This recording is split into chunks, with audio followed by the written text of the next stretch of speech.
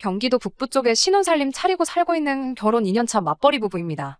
남편이나 저나 회사가 다 서울에 있다 보니 당연한 이야기이겠지만서도 신혼집을 알아볼 때 서울 쪽으로 구했으면 싶었습니다. 부동산이 가지고 있는 잠재적 투자 가치도 투자 가치지만 회사 출퇴근 거리가 멀어지는 게 생각보다 많이 부담스러웠었거든요. 하지만 이제 30대 초중반인 저희가 서울에 집을 구한다는 건 욕심이나 다름이 없었지요. 각자 모아둔 돈이 비슷해서 반반 결혼을 하기는 했는데 둘이서 여태껏 모은 돈을 합친다고 해도 서울 아파트는 까마득해 보였습니다. 시어머니가 무조건 빚을 내서라도 서울에 집을 사는 게 맞다고 하셨어요. 나중에 집값 오르는 것만 생각해도 무조건 이득이라고 하셨는데 그런 부분이야 저희도 알고 있지만 형편에 맞게 살아야지. 당장 저희 모은 돈의 벌이를 생각해보면 애로사항이 더 많았거든요. 집을 알아볼 때 시어머니 쪽에서 부동산 정보를 어디서 많이 듣고 와서 저희한테 여긴 어떠냐, 저긴 어떠냐 하면서 추천을 해줬습니다. 개중에는 조건이 괜찮은 것도 있었지만 역시나 저희 형편에는 무리였습니다. 영끌에 대한 이야기도 오가긴 했는데 맞벌이였다 보니 대출이자 부담이 크긴 해도 못할 정도까지는 아니라는 생각도 들었지만 또 사람 일이라는 게 어떻게 될지 모르는 거잖아요. 특히나 아이라도 생기거나 한다면 그때 가봐야 알겠지만 맞벌이를 계속 할 수는 있을까 싶은 생각도 들었고요. 둘이 벌면 넉넉하지만 남편 외벌이가 된다면 생활비에 이자만 생각해도 빠듯해 보여. 여기저기 알아보다가 그나마 접근성이 좋은 경기도권으로 눈을 돌리게 되었어요. 살다 보니까 걱정했던 것보다 불편한 점이 많이 없었습니다. 그나마 있다면 남편이 친구들 만나는 약속이 있으면 택시비가 좀 더 많이 나오는 정도인 것 같네요. 출퇴근 거리가 멀어지긴 했지만 대중교통이 잘 되어 있어서 결혼 전에 통근에 쓰는 시간보다 많게는 20분 정도밖에 차이가 나지 않고 주변에 인프라도 다 되어 있고 주말에는 교회로 나가기 편해서 여러모로 장점도 많은 것 같네요. 아무튼 이쪽에 자리를 잡고 살기 시작하면서 특히나 요즘 부동산 문제로 연신 보도되는 기사를 보면 좋은 결정을 내린 것 같다 생각합니다. 특히 문제가 되는 몇 군데 지역 중에 시어머니가 추천해준 동네도 나오고 하는 걸 보니 말이에요. 집들이를 했을 때 시어머니 쪽에서 불만이 좀 많아 보였습니다. 당신들 집에서 가까운 곳도 많은데 왜 이렇게 멀리까지 와서 사는 거냐는 둥. 잠깐씩 집에 들러서 들여다보려고 해도 멀어서 엄두도 안 난다는 둥. 솔직히 그 말을 들으니 그제서야 저희들을 대신에 신혼집 알아봐준다고 했을 때 왜 하나같이 다 시부모님 댁에서 그렇게 가까웠는지 그 이유를 알겠더군요. 그리고 한편으로는 멀리 신혼집을 구해서 다행이다. 참 안심이었습니다. 그런데 집거리가 멀어지니 멀어진 대로 문제가 생기더라고요. 완전 신혼 초반 때는 멀고 오기 힘들다고 저희 집에 오는 걸 꺼려했는데 신혼 한 3개월쯤이 지나니 시도 때도 없이 오시더라고요. 말로는 며느리 보고 싶어서 오셨다지만 누가 봐도 아들 보러 오셨구나 싶은 게 다 티가 날 정도로 저는 안중에도 없다는 게 다 눈에 보였어요. 당연히 그럴 수밖에 없겠지요. 아들이 떡하니 있는데 굳이 며느리 보러 오실 시어머니가 세상 어디에 있겠어요? 당장 입장 바꿔서 시어머니가 아니라 친정어머니가 오셨다면 그건 사위가 보고 싶어서가 아니라 당연히 저 때문에 오시는 거였을 테니까요. 제가 뭐 결혼 전부터 시어머니랑 척을 지고 있던 것도 아닌데 가끔씩 오시는 게 잘못된 건 아닙니다. 처음부터 제가 제발 좀 오지 마시라 했던 것도 아니에요. 그런데 언제부턴가 며느리 보고 싶어서 왔다고 하신 그 말씀 앞에 단어 하나가 더 붙는다는 걸 깨닫게 되었습니다. 며느리가 보고 싶어서 오는 게 아니고 며느리가 일하는 모습을 보고 싶어서 오신 것이라는 사실을 말이지요. 처음엔 엄청 사소한 것들로 시작했어요. 굳이 아들을 바로 옆에 끼고 계시면서 저한테 휴지 좀 가져다 달라, 물 좀 떠와라 하는 그런 사소한 것들이요. 그런데 그게 점점 살림에 대한 간섭으로 바뀌더라고요. 맞벌이 부부다 보니 집안일은 남편과 제가 서로 할 일을 배분해서 하고 있는데 꼭 남편이 당번으로 맡아서 하고 있는 것들에 대해서만 그렇게 잔소리를 하더라고요. 설거지 당번은 항상 남편인데 그릇이 깨끗이 안 닦였다든지 바닥 물 청소도 남편이 도맡아 하는데 장판에 물자국이 왜 이리 많냐며 뭐라 하시고 제가 맡아서 하는 일 중에서 짚고 넘어간 건 하나밖에 없었는데 그건 냉장고 이야기였습니다. 냉장고에 왜 이렇게 음식 재료는 하나도 없고 즉석조리식품밖에 없냐, 반찬 가게에서 사온 반찬밖에 없냐며 뭐라 하셨지요. 그 외에는 제가 당번인 집안일에 대해선 따로 이야기는 없었고요. 냉장고도 굳이 항변을 해보자면 어차피 남편이나 저나 둘 다 회사에서 보내는 시간이 집에 있는 시간보다 더 길기 때문에 그때그때 신선한 재료로 반찬이나 밥을 해먹기가 쉽지는 않아요. 괜히 재료 같은 거 사둬봤자 날짜 지나서 버리기나 하고 그러지요. 종종 야근도 있다 보니 저녁 식사도 밖에서 때우고 올 경우가 많고요. 그 덕에 최대한 집에서 식사는 간단하게 하려고 하고 있었습니다. 인스턴트가 몸에 안 좋은 건 알고 있지만 시간적으로 보나 경제적으로 보나 조리된 식품 사서 먹거나 간단히 한 끼 때울 수 있는 게 더 유리했었으니 그렇게 했던 거예요. 아무튼 그런 와중에도 시어머니가 찾아오시면 저도 최대한 불편하거나 싫은 티 안 내고 최선을 다했습니다. 시어머니만큼은 아니지만 혹시나 친정어머니가 오시거나 한다면 남편이 제가 하는 정도만큼 친정어머니한테 잘해줬으면 하는 마음이 있어서 그랬던 것 같아요. 그런데 하루는 시어머니가 찾아와서는 요 며칠 너네 집 돌아가는 꼴을 보니 집안 어른으로서 가만히 있어선 안 되겠다며 큰 결정을 하셨다고 저희 앞에 폭탄 선언을 하더라고요. 한동안 저희 집에서 살아야겠다고 옷방으로 쓰고 있던 방에 짐 좀 빼놓고 침대를 하나 가져다 놓으라고 말이지요. 남편이 시어머니의 폭탄 선언을 듣고 저와 시어머니 눈치를 번갈아 가면서 살피더군요. 제가 그때 딱 부러지게 안 된다 말했어야 했는데 남편이 중간에서 조율한답시고 나서길래 결국 남편이 하자는 대로 하게 되었습니다. 같이 사는 건 아무래도 아닌 것 같다고 대신 옷방을 손님방으로는 바꿔놓을 테니 가끔씩 주무시고 가시면 되지 않겠냐는 게 남편의 의견이었어요. 그날 이후로 시어머니가 저희 집에서 주무시고 가실 때마다 항상 남편이 당번으로 하고 있는 집안일들을 전부 저한테 시킨다든지 얼토당토하는 시집살이를 시키기 시작했어요. 설거지를 암만 깨끗이 해도 맘에 안 든다고 다시 하라고 한다던가 바닥 청소는 편하게 밀대걸레를 하나 사서 하고 있는데 그렇게 바닥 훔치면 먼지 한 톨이라도 닦이겠냐며 굳이 손걸레를 가져다 무릎을 꿇고 구석구석 다 훔쳐야 한다고 몇 번을 그렇게 사서 고생을 시키더라니까요. 몇 번은 그 장단에 맞추긴 했는데 뭐든 간에 몇 번을 하고 얼마나 잘해봐야 며느리 잘한다는 소리 나올 리가 없는 것도 알고 있었고 그나마 한 달에 한 번 정도 오시던 게 점점 횟수가 늘어나더니 어쩔 때는 한 주에 2번이나 올 때도 있어서 이대로 있다간 저도 제명에 못 살겠다는 생각이 들었습니다. 남편한테 어머님 좀 말려달라는 부탁을 해봤는데 며느리인 제가 참아야지 않겠냐며 두루뭉술 대답을 하더라고요. 자기가 여태껏 자라오면서 어머님 말에 토 한 번 단 적도 없었는데 당장 오지 마시라 이야기하면 어머님이 세상 물정 모르는 것도 아니고 다 제가 착한 아들 뒤에서 조종하며 모자관계 이간질 하는 거라 생각하실 거라고. 그렇게 되면 상황만 더 악화되지 않겠냐는 이유로 저보고 참아달라 하는 거예요. 그래서 이거 이대로 두면 진짜 시어머니랑 같이 사는 날이 오지 않을까 싶어서 못 믿어온 남편부터 어떻게 해야 하겠구나 하는 생각이 들었습니다. 그래서 친정어머니한테 부탁을 했지요. 시어머니가 오셨다 가신 다음 날에 똑같이 친정어머니 보고 오시라 한 다음에 남편한테 이런저런 집안일들 다 시켜달라고요. 친정어머니는 흔쾌히 수락을 하셨지만 막상 사위를 보니 그렇게 하긴 좀 그렇다 하셔서 뭘 시키진 못하셨어요. 그래도 남편은 좌불안석 가시방석에 앉은 느낌이었나 봅니다. 그냥 친정어머니가 하루 주무시고 가시는 것만으로도 충분히 불편하고 부담스러워 하더군요. 아무것도 안 시키는 친정어머니가 계시기만 해도 저렇게 부담스럽고 불편한데 저는 오죽 힘들었을까 싶었는가 봅니다. 그렇게 시어머니가 저희 집에 온 다음 날 친정어머니께서 똑같이 저희 집에 오며 가며 하시기를 2달쯤 하니 결국 그제서야 남편이 백기를 들었네요. 저한테 자기가 잘 이야기해서 시어머니가 더 이상 우리 집에서 주무시고 가게 하지 않겠다길래 제가 좀 더 욕심부려서 한 가지 제안을 더했어요. 주무시고 가시지 않도록 하는 거야 당연한 거겠지만 너무 자주 찾아오시는 것도 문제였었거든요. 그래서 달에 한 번 정도 저희가 시댁에 가는 쪽으로 그래서 같이 외식도 하고 근황 이야기도 하고 그런 식으로 효도를 하면 어떻겠냐 했지요. 물론 친정에도 똑같이 하는 건 예외가 아니었지요. 아무튼 그렇게 상황은 일단락되는 것 같았고 더 이상 저희 결혼 생활에 시어머니가 끼어들면서 문제가 생기거나 하는 일도 거의 없어졌습니다. 이따금씩 시어머니가 집은 어떻게 해놓고 사느냐고 당신이 한번 가봐야겠다는 말을 꺼내면 그때마다 남편이 우리가 한두 살 먹은 애도 아니고 알아서 잘하고 있으니 걱정하실 필요 없다 하면서 잘 무마를 해줬네요. 영 못 믿어왔던 남편이 저렇게 중간 역할을 잘하기 시작하니 이날이 때까지 크게 문제될 일이 하나도 없었습니다. 행복하게 잘 살고 있다고 생각했고 이 행복이 앞으로도 쭉 이어질 거라고 생각했었어요. 바로 얼마 전까지는 말이지요. 결혼 후부터 남편하고 거의 매일같이 산책을 하고 있어요.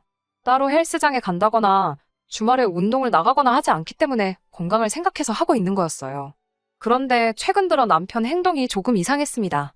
산책로가 따로 정해져 있는 건 아니고 아파트 단지 근처로 그날그날 여기저기 돌아다니는 식인데 얼마 전부터 남편이 부동산 앞에만 가면 잠시 멈칫한다거나 고개가 돌아가더라고요.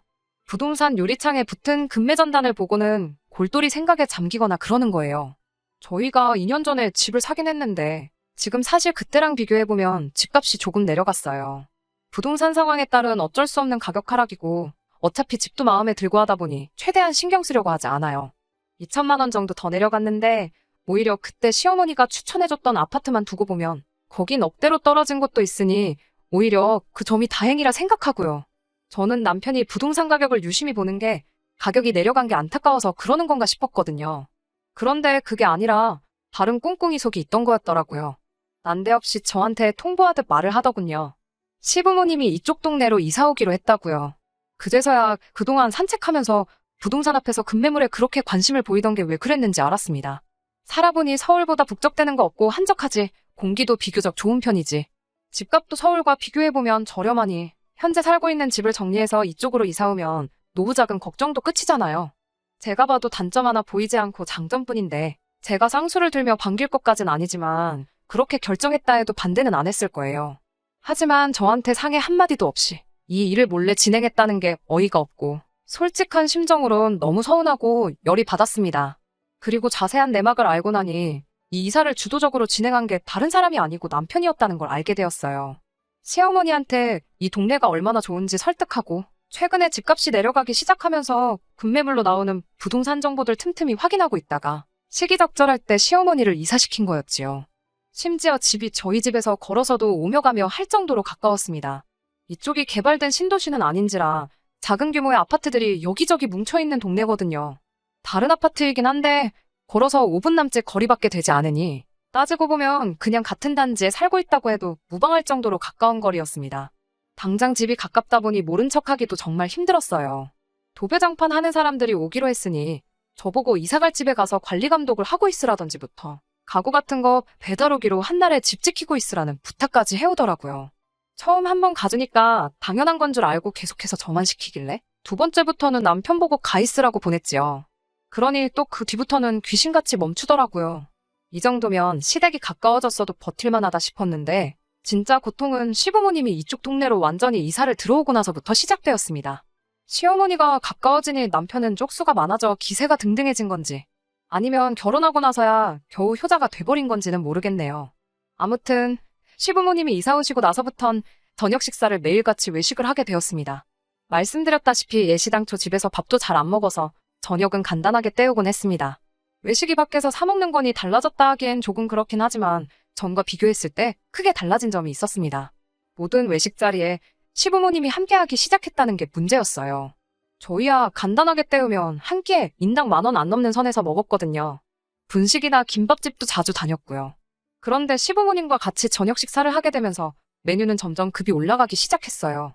소갈비를 먹은 다음 날에 민물장어구이까지 먹고 나니 이틀치 외식비로만 거의 50만 원 가까운 돈이 나가버리더라고요. 저희 월급 맞벌이라 넉넉하다고 하긴 하지만 이틀의 외식비로 50만 원 쓸 만큼 풍족한 편은 아닙니다.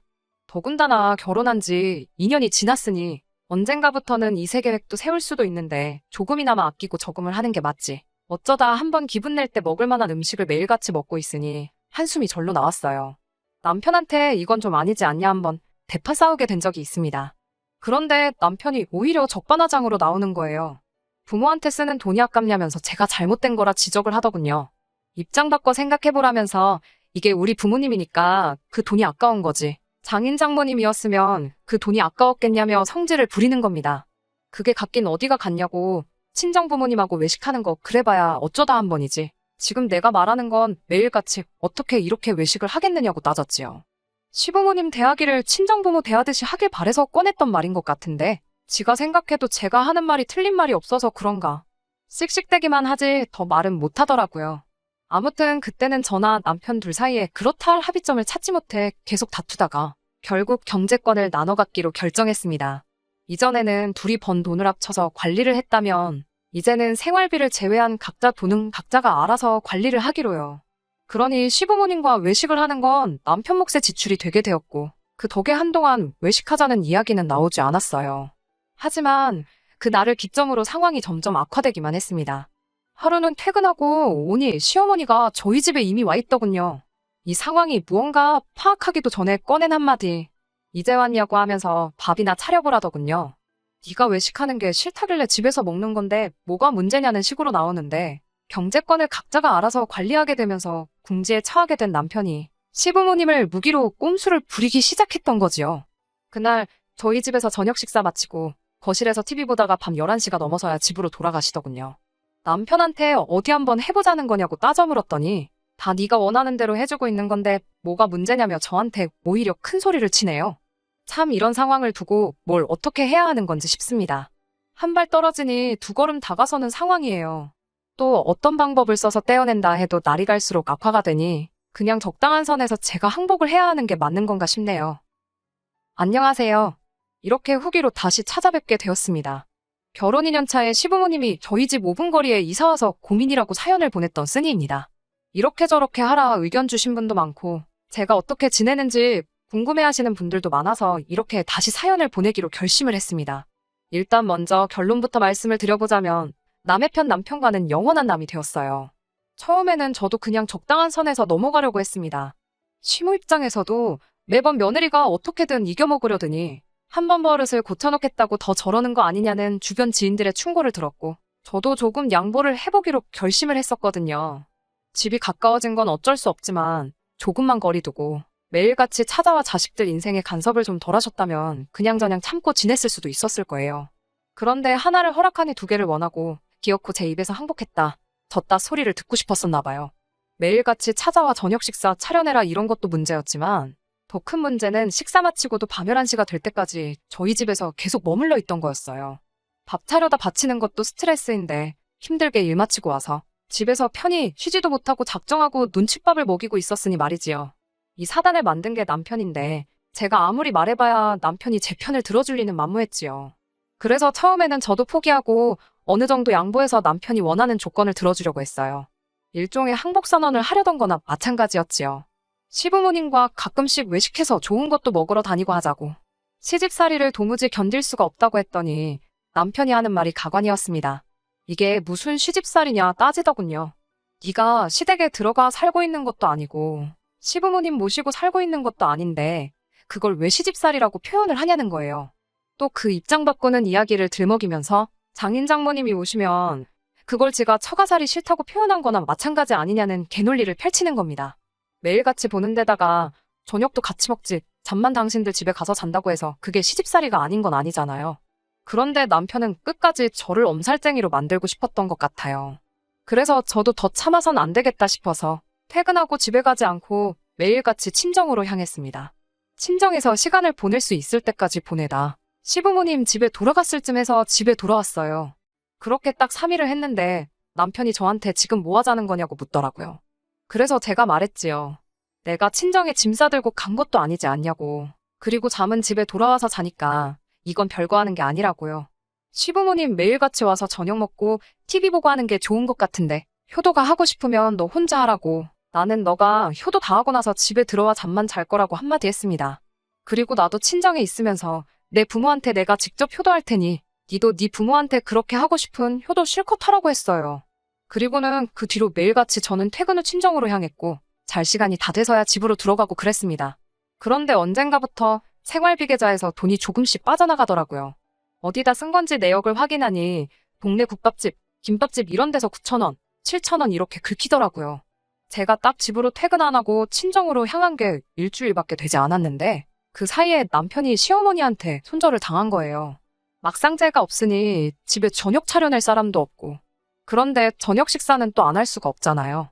그 귀한 아들을 굶길 수는 없으니 말이지요. 그 덕에 밥당번이 저에서 시어머니로 바뀌어버리게 된 거지요. 그런데 그것도 하루 이틀이지 시어머니도 제가 이렇게 오랫동안 퇴근하고 집에 안 오고 친정으로 향할 줄은 몰랐던 것 같더라고요. 남편도 막상 자기 용돈 가지고 매 저녁마다 외식을 시키려니 그건 돈이 아깝다는 생각이 들었는지 집밥만 주구장창 먹자고 했던 것 같습니다. 어머님 딴에는 집에서 있는 거 대충 먹어도 되는데 막상 아들 주는 밥인데 풀떼기만 올려놓자니 미안하고 뭘 해서 차려주자니 그건 번거로워서 결국 저희 집에 매일같이 오는 발길을 끊었던 거예요. 시모한테 그렇게 손절을 당하니 남편은 저한테 숙이고 들어가기도 뭐하고 직접 차려 먹자니 할 줄 아는 것도 없으니 동네 식당 돌아다니며 혼밥하면서 지내고 있던 거고요.